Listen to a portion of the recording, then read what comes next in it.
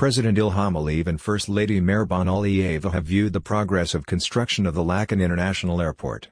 Director General of Osvert LLC Kamil Aliyev informed the head of state and the First Lady of the work carried out at the airport.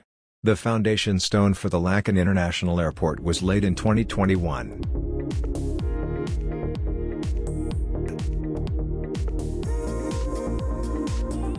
And the construction is scheduled for completion in 2025. The runway of the airport will be 3,000 meters in length and 60 meters in width. The airport, which is being built near the village of Gorchu at an altitude of 1,800 meters above sea level, will be one of the highest airports in the post-Soviet space.